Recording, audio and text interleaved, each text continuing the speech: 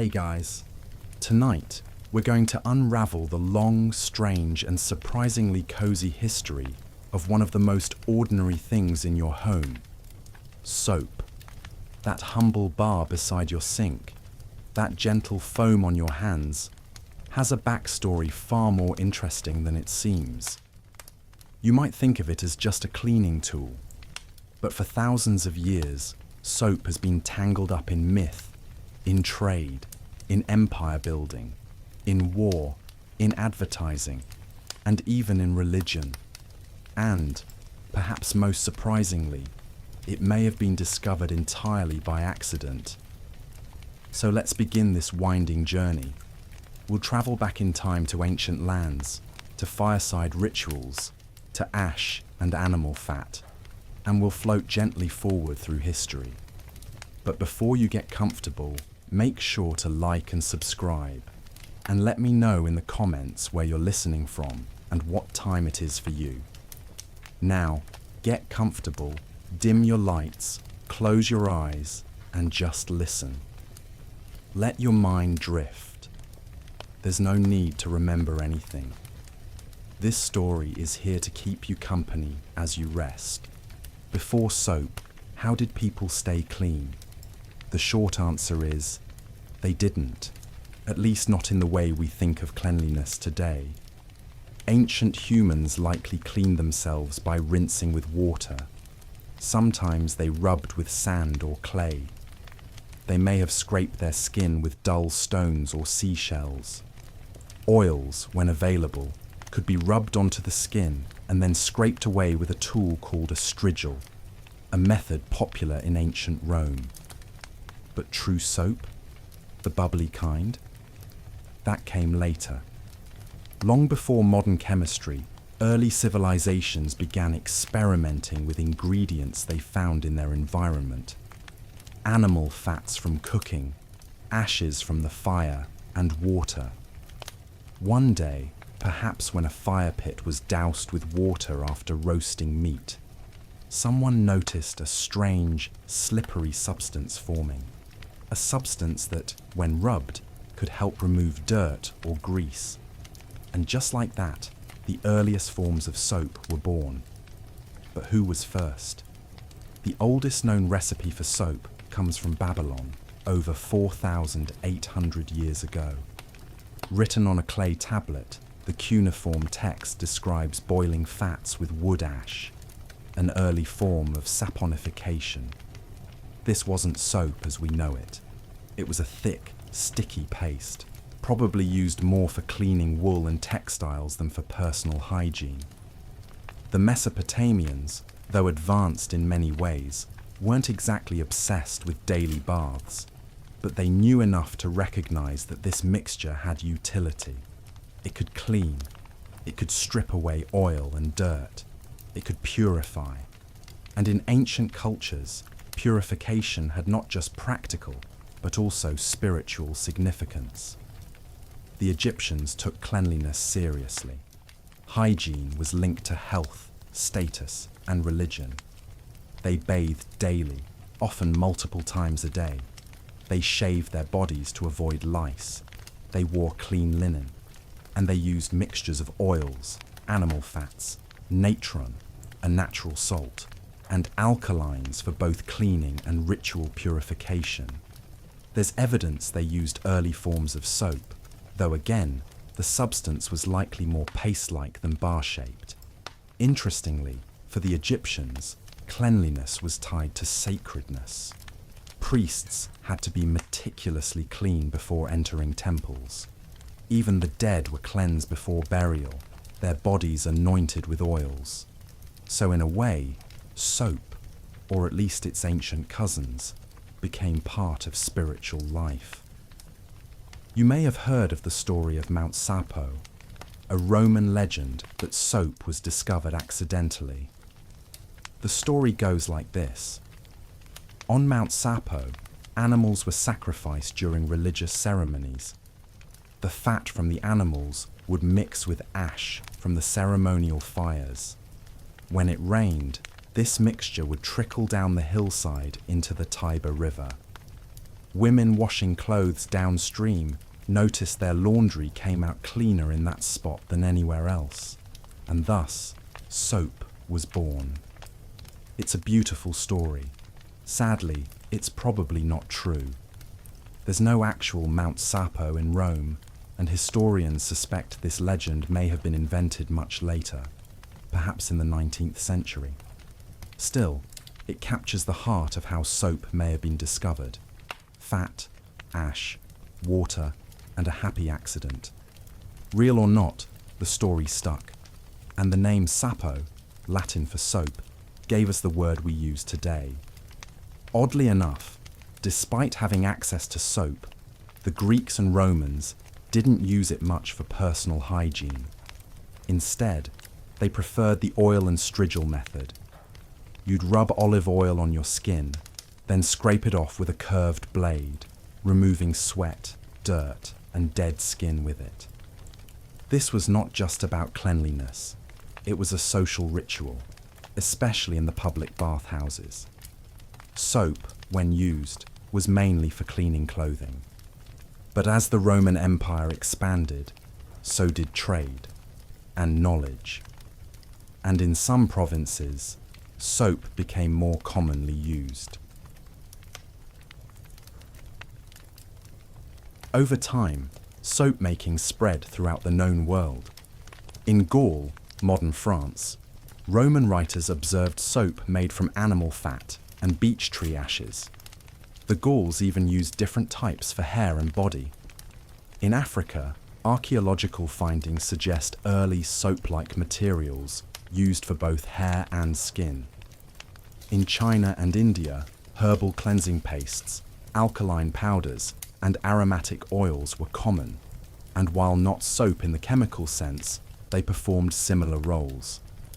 Meanwhile, in the Islamic world, soap was refined into something closer to what we use today. During the Islamic Golden Age, soap making became a true craft. By the 7th century, records show a thriving soap industry in cities like Nablus, Aleppo, and Kufa. These soaps were made from olive oil, scented with herbs or flowers, and formed into solid bars.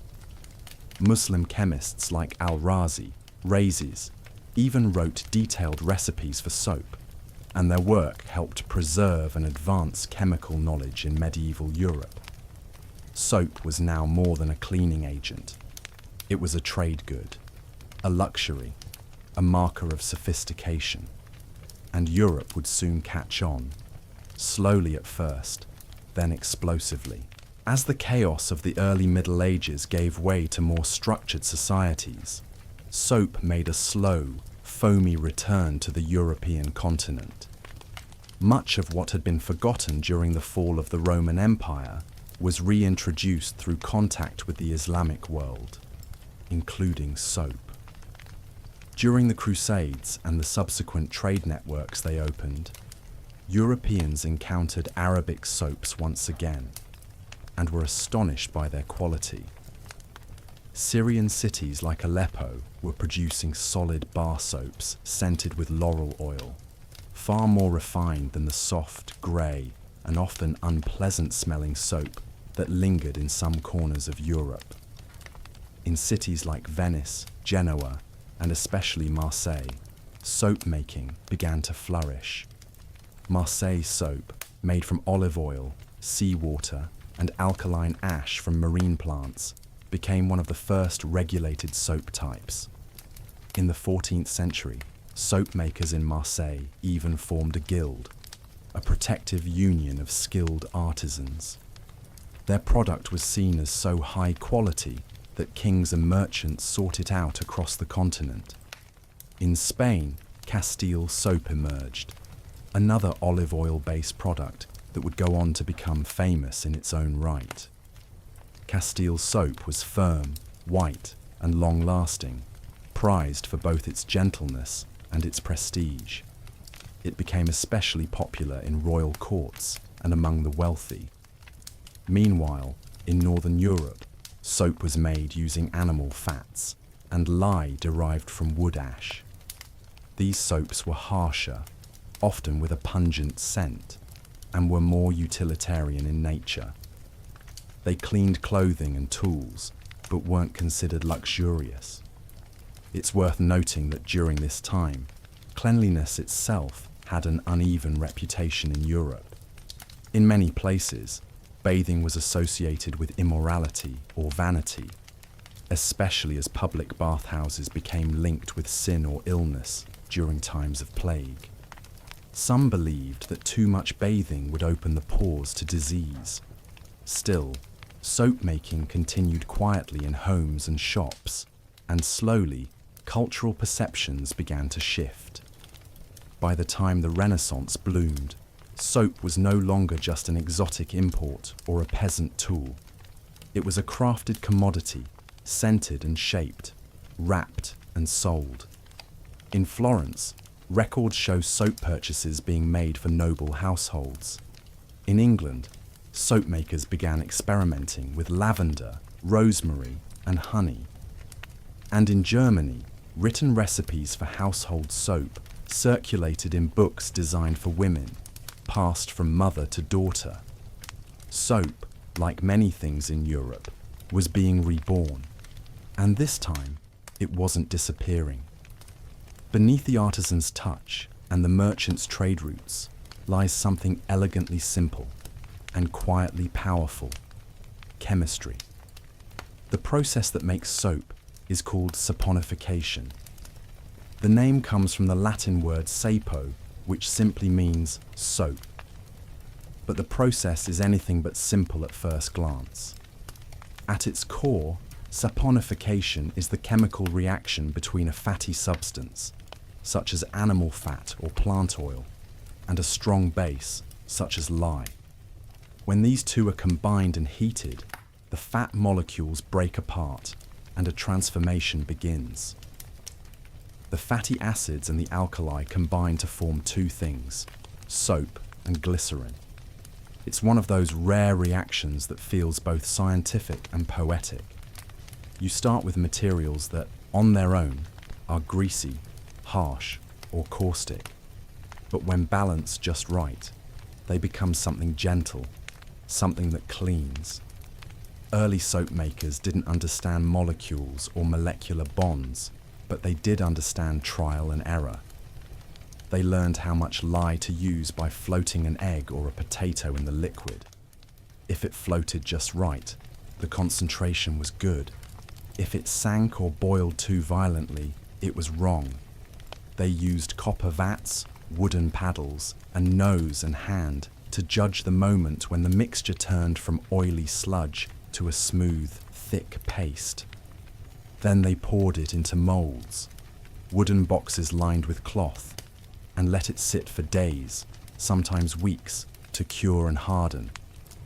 Even today, artisanal soap makers use variations of this ancient process. Cold process soap making, a method that skips external heat, allows the reaction to occur slowly, creating bars rich in glycerin and scent. And while the tools and ingredients have changed, the magic of saponification remains. It's a process of transformation, of turning the raw and the rough into something useful, something clean. Just as fire reshaped clay into pottery and fermentation gave us bread and wine, saponification took something messy and made it essential. As the 18th century gave way to the 19th, the world began to change in dramatic and noisy ways. Cities were growing, steam was hissing, coal was burning, and deep in the cluttered alleyways of Victorian Britain, a quiet but revolutionary transformation was beginning to bubble, quite literally, in copper vats the size of houses. Soap was about to go industrial. Before the Industrial Revolution, soap was still a handcrafted affair. Soap makers were artisans. Their craft, while no longer mystical, was still more alchemy than chemistry. But industry changes everything, and in the case of soap, it meant one crucial thing: scale. Enter Nicolas Leblanc, a French chemist whose discovery would change soap forever. In 1791, Leblanc patented a process that converted common salt, sodium chloride, into soda ash or sodium carbonate using sulfuric acid and charcoal. This process allowed for the mass production of an ingredient that was once expensive and scarce. Suddenly, the chemical backbone of soap was available in abundance. Leblanc's process wasn't elegant. It produced toxic byproducts and left behind foul-smelling waste. But it worked. And it worked well enough to industrialize the making of lye, the active alkaline ingredient needed for saponification.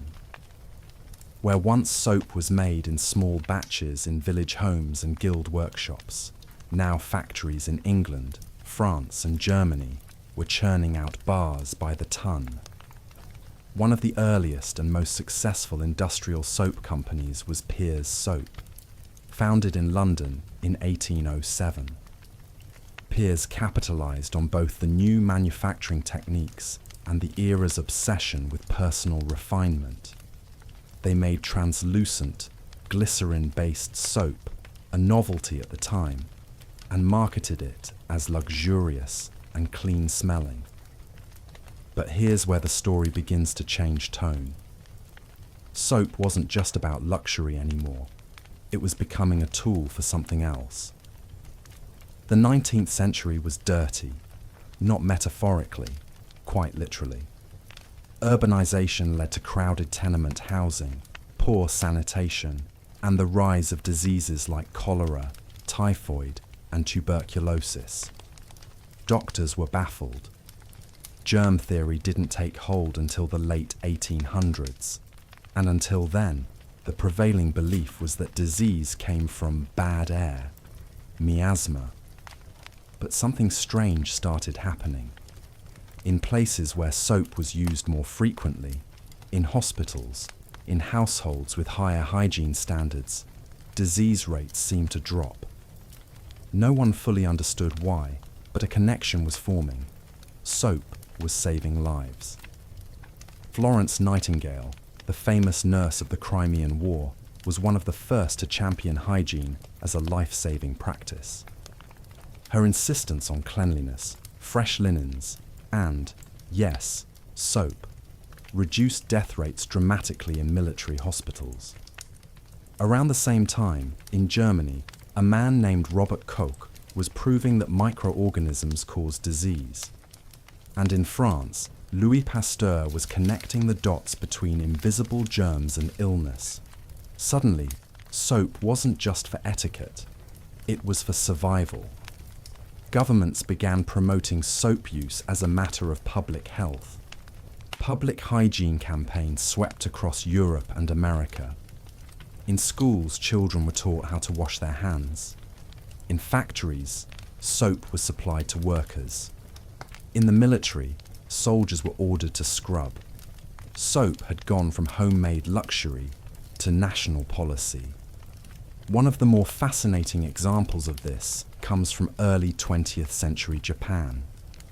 As the country rapidly industrialized during the Meiji era, it also imported Western ideas about cleanliness. Soap became a symbol of modernity, and the government actively promoted its use to reduce outbreaks of disease in growing cities like Tokyo and Osaka. In rural villages, soap was sometimes distributed for free, along with flyers on how to wash properly. And while language and customs varied across the world, a new truth was settling in across continents. Soap makes people healthier. But then came the wars. Both World War I and World War II tested every assumption about industry, supply chains, and human priorities. Soap, humble, unassuming, and once plentiful, suddenly became scarce. In World War I, the fats and oils needed to make soap were diverted to military purposes. Glycerin, a byproduct of soap making, was used to manufacture explosives.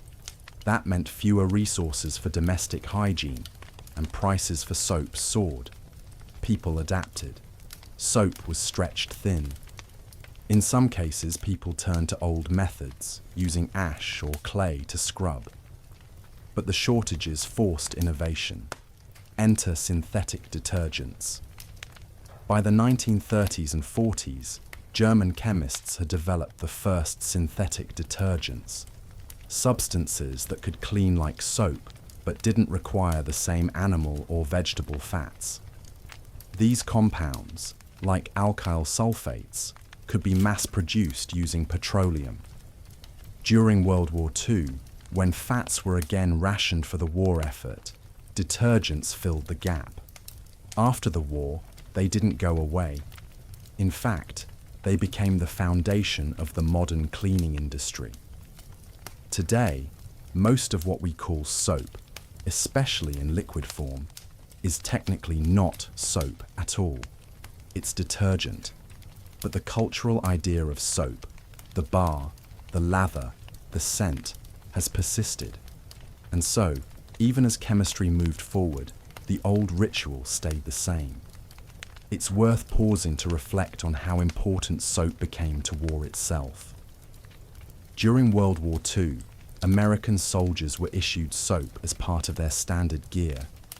Instructions were clear: wash regularly, avoid lice, and prevent trench foot. Entire military hygiene units were tasked with maintaining cleanliness in camps and frontline posts.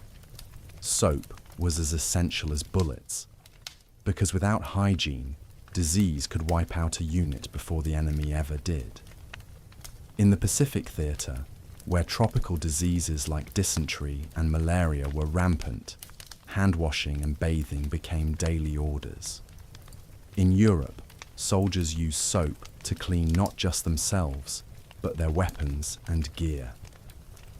In prisoner of war camps, the absence of soap became a matter of life and death. POW accounts often describe bartering for soap, trading cigarettes, rations, or even boots just to get a small sliver of lye soap. There's even evidence that Allied propaganda leaflets dropped into German territories included hygiene messages, encouraging civilians to maintain cleanliness and reduce the spread of disease, not just to stay alive, but to stabilize public morale. Soap, silent, invisible, and taken for granted, became a quiet weapon in the fight to keep people alive. Back on the home front, wartime soap shortages led to creative and sometimes questionable homemade alternatives. In Britain, soap was rationed from 1942 to 1950, long after the war had ended. Families were issued limited supplies based on the number of adults and children in a household. Women were often the ones tasked with stretching supplies, grating soap bars, melting scraps, or making their own using saved cooking fats and soda crystals. Newspaper columns published DIY soap recipes. Some of these were surprisingly effective, others were disastrous. One recipe included pig fat, boiled for 10 hours with rainwater and soda ash. Another called for mixing lye with mashed bananas. Soap clubs formed in local communities, where women pooled ingredients to make shared batches. And in schools, children learned about soap chemistry not for curiosity, but necessity. In America, similar shortages led to the rise of soap substitutes, often made from pine oil or other plant extracts. While these didn't lather the same way, they kept people clean, and the psychological effect of simply feeling washed was often enough to keep morale high. There's something deeply human in this part of the soap story. An instinct, even in chaos, to be clean, to scrub away fear, to feel normal, even when the world is anything but. By the late 19th century, the science of soap had largely been settled. Its chemistry was understood. Its production had been industrialized. Its importance to public health was no longer in question. But there remained one final frontier: the battle for the bathroom shelf. As factories churned out more soap than ever before, companies found themselves in a new kind of war, not over ingredients or saponification methods, but over attention.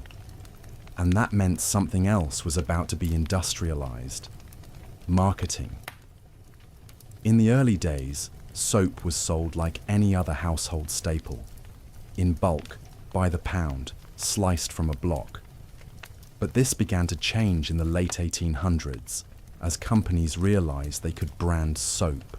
They could name it, package it, wrap it in identity. One of the first to do this effectively was Pears Soap, a company we briefly met in Part 3. Founded in London, Pears wasn't just producing soap, it was producing status.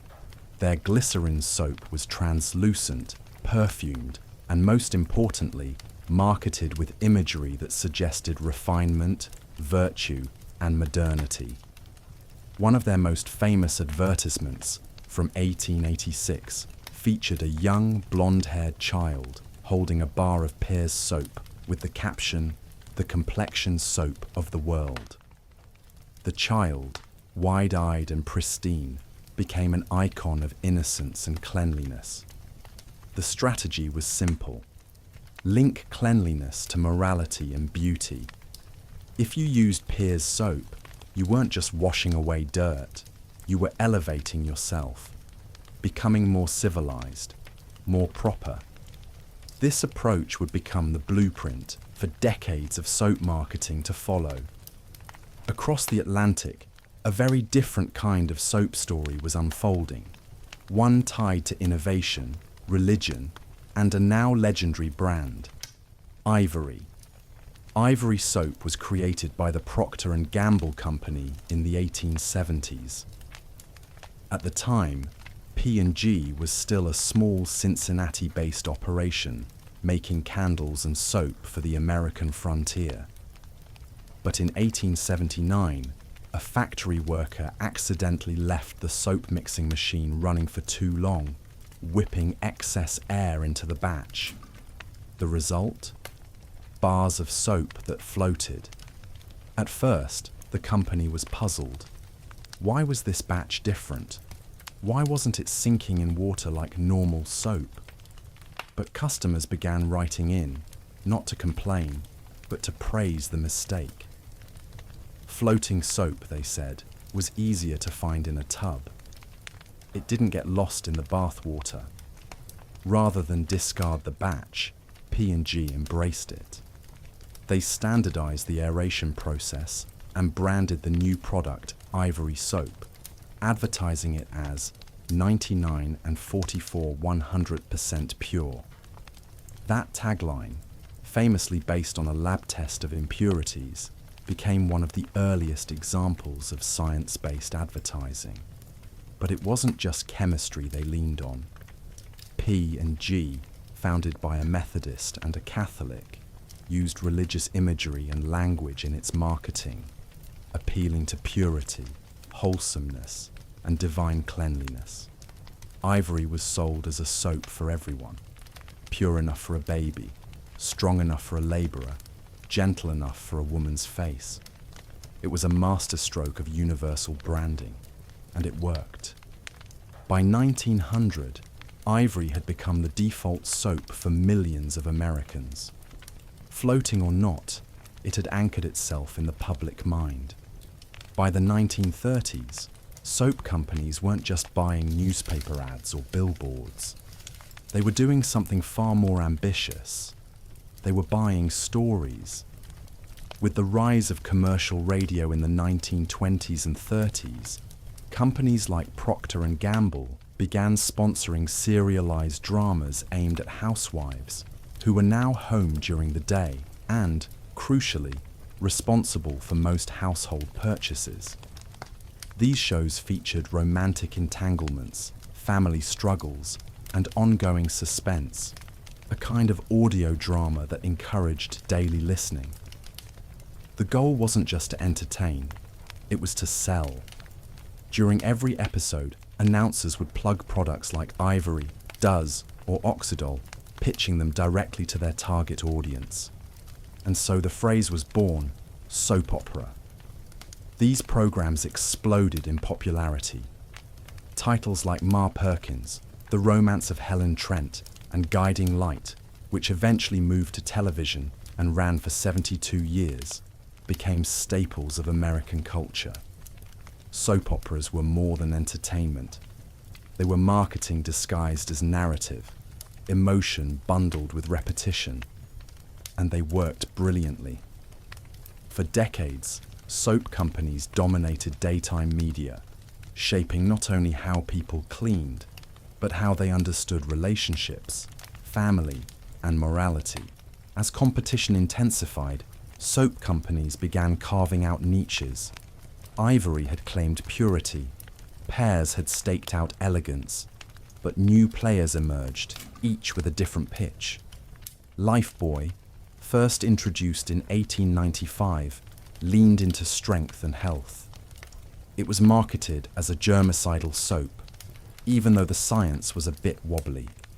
Lifebuoy's ads often featured rugged men or sickly-looking characters who found salvation through scrubbing. Its slogan, "Stops BO body odor," or BO, was a relatively new cultural concern, one that didn't become mainstream until advertisers began pointing it out. Lifebuoy practically invented the modern hygiene anxiety. Then came Dove in the 1950s, offering something gentler. Its 1/4 moisturizing cream bar was less soap, more emollient, and it was marketed to women as something soft and caring. Dove's advertising focused on the skin, on beauty, on self-love. For years, soap had been about cleaning off the world. Dove reframed it as caring for yourself. The divide between soaps grew. Some were for children, mild, tear-free, pastel-colored. Some were for mechanics, harsh, gritty, powerful. Some were antibacterial. Others were pH balanced. Some smelled like springtime. Others like steel and spice. Soap had fragmented into categories, and with each niche came a story, a feeling, a promise. All of it, of course, wrapped in fragrance and froth. By the mid-20th century, the marketing of soap had become deeply gendered, a mirror reflecting broader cultural expectations. Women were the primary target. Ads emphasized softness, care, beauty, and the ideal of being a well-groomed mother, wife, or hostess. Soaps were pastel-colored, floral-scented, and designed to create emotional bonds. Men, by contrast, were marketed soap as functional, rugged, no nonsense. Ads for products like Irish Spring or Lava Soap featured hard-working men scrubbing dirt from their hands. Their soap didn't lather, it blasted. It cut grease. It wasn't scented with lavender. It smelled like mountains. The difference was stark and strategic. Soap had become a tool of identity. Even children were not spared. Baby soaps were sold with calming lullabies, plush animals, and promises of no more tears. They created brand loyalty from birth. This era also saw the rise of celebrity endorsements, with actors, singers, and even politicians touting their favorite soaps. And perhaps most influential of all were the beauty myths, the idea that the right soap could change your life. Clear skin meant popularity. Fragrance meant romance. Cleanliness meant acceptance. These messages weren't subtle, but they were effective. Soap had become more than a product. It was a cultural compass. Beyond gender, beyond class, beyond region, soap began selling something more abstract: aspiration. It wasn't just about washing your hands. It was about being worthy of love, success, and admiration. It was about belonging. One of the most powerful examples of this comes from global campaigns in the 1990s and early 2000s. Brands began expanding into developing markets, parts of Africa, Asia, and Latin America, bringing soap with them as a symbol of modernity. In these places, Soap wasn't just a hygiene product, it was positioned as a ticket to progress. Ads featured smiling children, upwardly mobile families, and gleaming bathroom tiles. In some places, government initiatives and corporate sponsorships worked together to promote hand washing in schools, often with branded soap. The goal wasn't just to sell bars, it was to shape behaviour, and it worked. Studies showed that soap use in these areas did increase, especially when paired with education about disease prevention. Yet, behind the altruism, there was also strategy, brand imprinting, done young and often designed to last for life. Back in the Western world, a new wave of branding emerged: luxury soaps, organic bars, and artisanal blends. Cleanliness became bespoke, minimalist, Instagrammable. But whether it was a 5-cent bar of ivory or a hand-poured lavender oat milk cube wrapped in recycled linen, the message stayed the same. Soap isn't just about being clean, it's about being you. In the heart of a quiet village, where electricity hums softly and the days move slowly, someone stirs a pot. The air smells of rosemary and olive oil. Outside, the sun rests on dew-covered grass. And inside, in that kitchen, soap is being born. Natural soap. Long before labels and laboratories, this was how cleansing began, with plant oils, fire, ash, and thyme.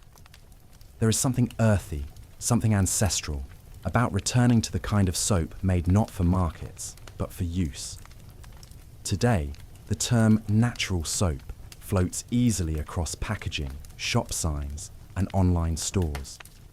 But its meaning is both broader and deeper than the marketing suggests.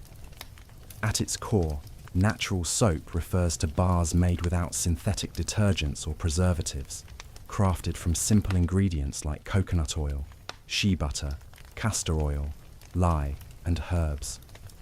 Yet the word natural carries more than chemistry. It speaks of ritual, of slowness, of an embrace of imperfection. Natural soaps are often lopsided. Their colours vary. Their scents fade gently over time. But that's part of the charm. They're reminders that not everything in life must be standardised, that care and intention can replace automation and scale. Soap makers who work in this tradition often speak of balance, the right proportion of oils for hardness, lather, and conditioning. They choose ingredients not just for function, but for story. Lavender from a local field, goat's milk from a neighbour's farm, charcoal made from reclaimed coconut shells. Some use old moulds, handed down from grandparents. Others carve each bar by hand. Each batch carries with it the weather of that day, the water used, the oil that warmed just so. In a world of speed, natural soap asks us to slow down, to breathe, to wash with something made not by machines, but by hands. But soap, as we know it, is not the only way humans have sought to cleanse themselves. Across the globe and throughout history, people have turned to earth, plants, and water itself to purify skin and spirit. Not every culture discovered or embraced saponified fat, but every culture, in its own way, found its soap. In Morocco, for centuries, the preferred cleanser has been rasol clay, a silky, greyish-brown mineral mined from beneath the Atlas Mountains.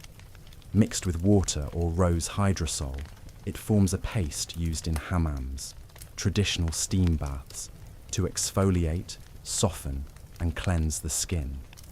It contains no soap at all, and yet its absorptive power rivals any modern cleanser. In India, ubtan is a traditional Ayurvedic preparation, a fragrant mixture of ground legumes, turmeric, sandalwood, and milk or rosewater. Applied as a scrub or paste, it gently polishes the skin. Used in weddings, religious festivals, and daily life, it's less about removing dirt and more about honouring the body. Across West Africa, black soap, known as ose dudu in Yoruba, is made from plantain ash, cocoa pods, and palm oil.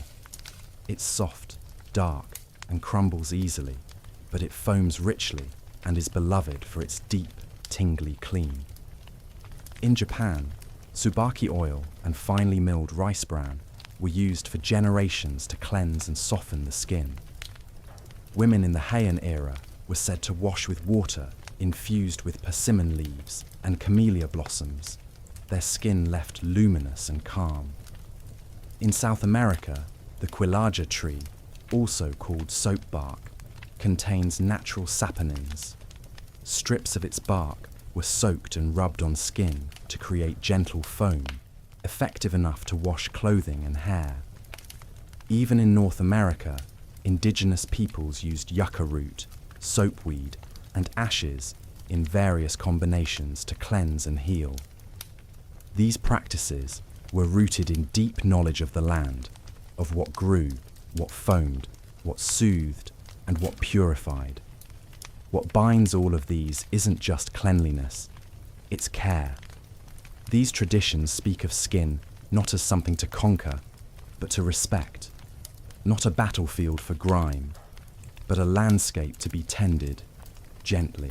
Modern soap makers, those walking the line between chemistry and tradition, are increasingly reaching back into the past to rediscover old ingredients. Things we once thought discarded are now treasured again. Consider wood ash. In early villages, ash from cooking fires was one of the few available alkaline substances. Combined with animal fats, it created crude lye. The resulting soap was often soft, grey, and harsh, but it cleaned. And in that cleaning, it carried with it the memory of fire and food and warmth. Today, some soap makers still make lye from scratch, leaching hardwood ash in rainwater, then testing the strength of the resulting solution by floating an egg or watching how a feather reacts. These old tests, imprecise and poetic, remind us that soap making was once closer to art than science. Other ingredients once thought strange are now celebrated. Goat's milk, rich in lactic acid and fats, gives a creamy texture and gentle exfoliation. Charcoal, once only used for cooking, is now prized for drawing out impurities. Tallow, once dismissed as old-fashioned, is returning in handmade soaps for its firmness and luxurious feel. And then there are the scents. Herbs and oils gathered not for their trendiness, but for their presence in memory. The smell of rosemary from a grandmother's kitchen. The sting of eucalyptus in a childhood sick room. The calm of lavender pressed in an old drawer. These are more than ingredients. They are anchors, tiny time machines that activate memory with every lather. Soap is not always just about skin. In many cultures, it is about the soul. Throughout human history, the act of washing has carried deep spiritual weight, a symbolic act of purification, readiness, or submission. While the ingredients and customs vary, the impulse is the same, to cleanse the visible and the invisible. In Islam, ritual washing, wudu, is performed before prayer. Hands, mouth, nostrils, face, arms, and feet are washed in a set order. For full body purification, ghusl is performed. While soap is not required, many believers include it as part of their preparation, a modern companion to an ancient rite.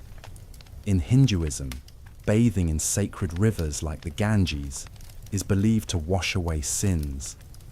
During festivals like Kumbh Mela, millions gather to immerse themselves in the holy waters. Here, washing is more than habit, it is destiny. In Judaism, ritual hand-washing, netilat yadayim, is performed upon waking, before eating bread, or after visiting the cemetery. Cleanliness is tied to respect, to reverence, to readiness for connection with the divine. In Christian traditions, Baptism is the central ritual of washing, symbolizing rebirth, cleansing, and acceptance into a spiritual family. Whether by full immersion or a few drops on the head, water becomes the boundary between past and future. Even outside organized religion, there are countless sacred baths. Japanese onsen culture, with its emphasis on peace and stillness. The mikveh, used in various Jewish communities for purification and transformation, or the smoke baths of indigenous peoples, where scent, steam, and silence combine to cleanse more than just the body. Soap may not always be part of these rituals, but the impulse behind it, to prepare oneself, to show respect, to acknowledge transition, is the same. Soap is rarely the main character in art, but it is often the quiet one, hovering in the background, whispering through scent or memory. In literature, soap sometimes represents control. Think of Lady Macbeth's frenzied, "out damn spot" as she washes her hands, trying to erase guilt, or the gentle, grounding presence of bathing in Virginia Woolf's prose, moments when characters pause, return to themselves. In poetry, soap becomes metaphor, cleanliness as redemption, bubbles as fragility, the act of lathering as intimacy. In visual art, soap shows up in still lifes, in bathroom scenes, in surreal pieces where bubbles drift like dreams. Some artists sculpt with soap, carving figures that will slowly erode, melt, and vanish. A meditation on time. And in performance art, washing becomes a statement, political, personal, or ceremonial. A protester scrubbing a city street, a dancer washing another's feet, a choreographed bathing ritual performed before an audience. Soap, it turns out, has always been a quiet witness, present for grief and joy, solitude and connection, a humble companion to some of life's most tender moments. What makes soap feel right? There is chemistry, yes, molecules binding to oils, lifting away dirt, but there is also something more primal, a deep mammalian comfort in warmth, wetness, and scent. The lather of a bar sliding over skin, the sound of water hitting tile, the way steam curls around a mirror. These are sensory lullabies. Soap activates multiple senses at once. The texture of the bar, the temperature of the water, the scent, floral, herbal, woody, fresh. The sound, soft splashes, occasional drips, the faint hiss of a faucet. In neuroscience, these overlapping sensory signals create a state of groundedness. You are here, now. And that presence, even if only for a minute, can be deeply soothing. This is why so many people describe their showers not as habits, but as escapes. A place to cry, to think, to restart. Soap, in this way, becomes not just a cleanser, but a companion in solitude. Walk through a supermarket aisle in any country, and you'll find a window into its culture. In Japan, bars are often minimalist, wrapped in rice paper with delicate calligraphy. Scents are subtle: hinoki, green tea, yuzu. The goal is peace. In Brazil, soap is vibrant, fruity, luscious. Soap isn't just soap, it's an experience, a celebration of the senses. In France, you'll find cube-shaped Savon de Marseille, stamped with percentages, pure, practical, timeless. In the US, shelves burst with options: antibacterial, anti-aging, exfoliating, relaxing, energizing. Soap is a problem solver, a miniature pharmacy. In Ghana, you'll find raw black soap sold in markets, soft and unshaped, with a scent that's both smoky and sweet. Made in villages by hand, it supports whole communities. Soap reflects who we are, what we value, and how we care for ourselves. It is personal, cultural, emotional, a bar of possibility. And now, the bubbles fade. You've wandered through ancient kitchens and factory floors, temples and bathrooms, markets and memories. You've watched soap evolve from ash and fat to fragrant foams and silky bars. You've seen it cleanse bodies and spirits, carry cultures, and cradle small moments of calm. And perhaps now, with eyelids heavy and thoughts dissolving like lather down a drain, you're ready to sleep. Let the last images drift gently. The quiet scrape of a handmade soap cutter, the steam of a bath in winter, the first inhale of lavender, the softness of a towel wrapped around clean skin, the knowledge that in a chaotic world, something as small as a bar of soap can still bring peace. Sleep well, sleep clean. Until next time. Imagine a future where soap doesn't just clean your hands, it tells you how well you did it. Already, this is no longer just science fiction. Smart soap dispensers are entering hospitals and airports, equipped with motion sensors and timers to ensure proper hand-washing technique. In some public restrooms, connected systems track usage patterns to improve hygiene and reduce waste. But the innovation doesn't stop at soap delivery. In laboratories and startups across the world, scientists are creating biosensor soaps that can detect bacteria, shift color when you've scrubbed long enough, or even release vitamins or moisturizing compounds in specific temperature conditions. Some prototypes bond with specific skin oils to deliver targeted cleansing, a kind of skincare meets soap hybrid. Meanwhile, 3D printed soap bars are emerging in boutique design houses, carved with intricate lattice work that wears down into sculptural shapes over time. These are part cleaning product, part interactive art. And then there are apps, yes, apps, that pair with hand-washing stations in schools and hospitals, tracking compliance rates and creating hygiene scoreboards.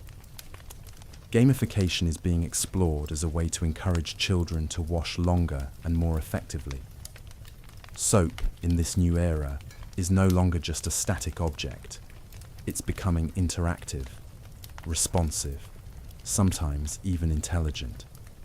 But even amid this technological evolution, something surprising is happening, a resurgence of slow soap. More and more people are seeking out handmade bars, traditional processes, and raw materials. As technology pushes forward, some are pulling back, not in rejection, but in balance. It seems that in the age of data, foam still matters. Soap seems gentle, innocent. But when multiplied by billions of users across the globe, even the smallest bar can have a significant environmental footprint. Consider the ingredients.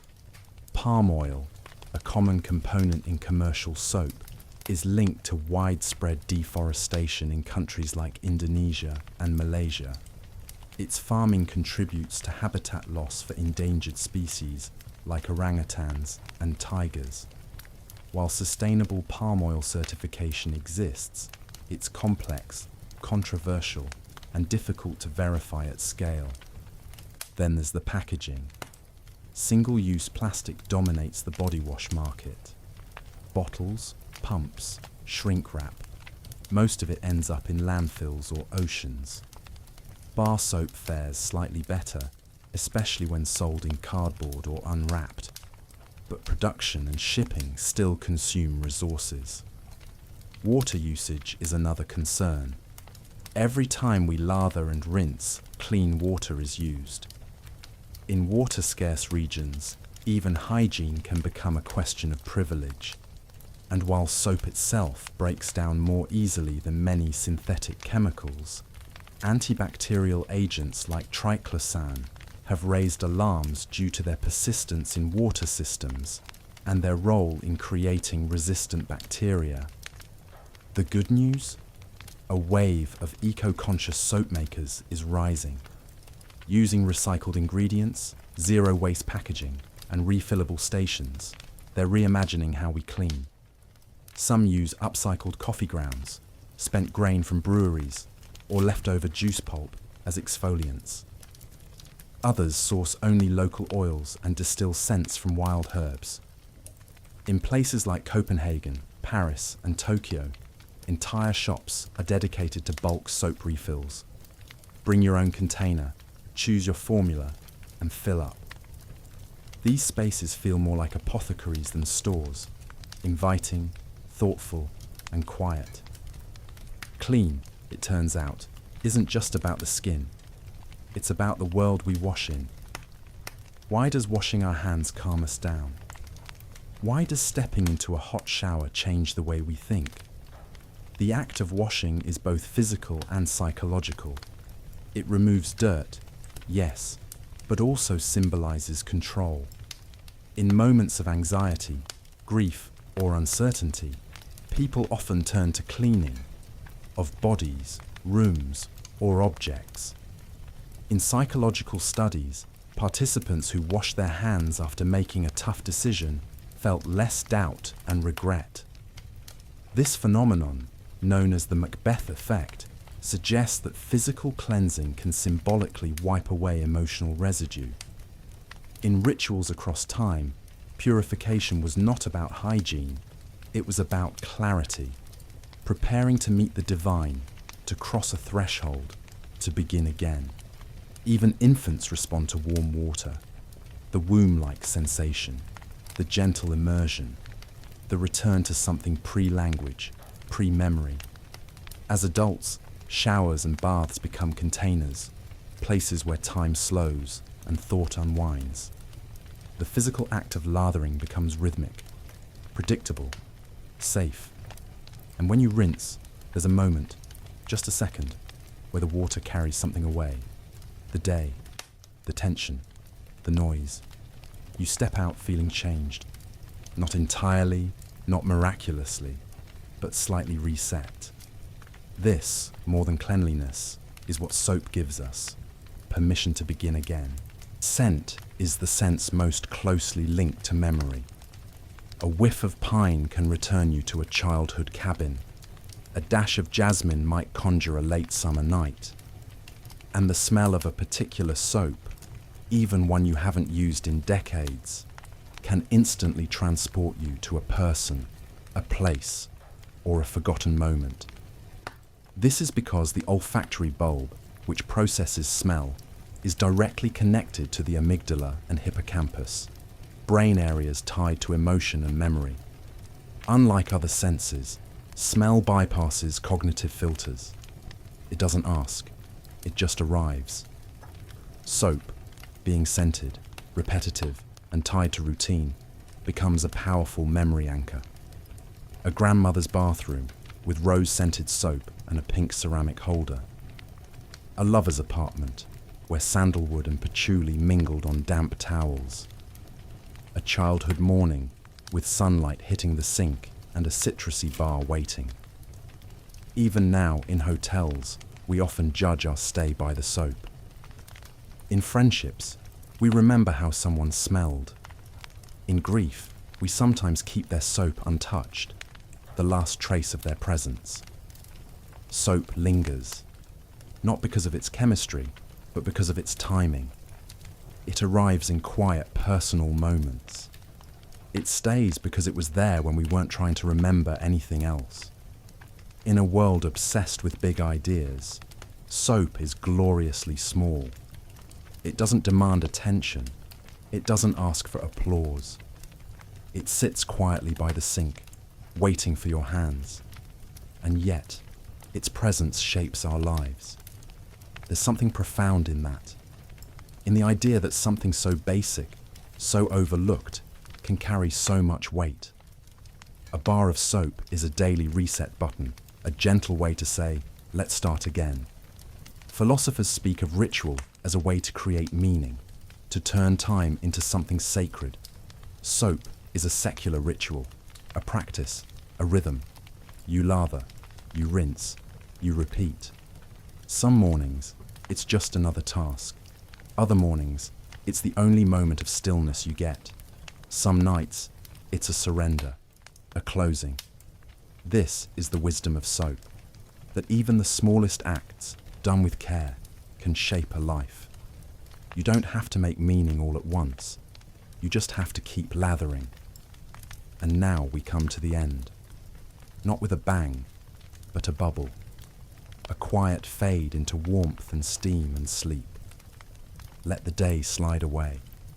You've followed soap from ancient rivers to medieval cauldrons, from wartime ration cards to 21st century refill bars. You've met fat and ash, science and spirit, laughter and lavender. You've seen that something so small, so soft, can be a thread through human history, through your history. Soap isn't just a tool, it's a rhythm, a whisper, a way back to yourself. As you drift now, feel the water, not real, but remembered, pass over your hands. Hear the faint echo of suds popping. Smell the last note of lemon, pine, or almond. Let it all fade into the quiet. There is nothing more to do, nothing more to clean. You are already clean. Sleep, dear scholar. Sleep softly, and let the lather carry you home.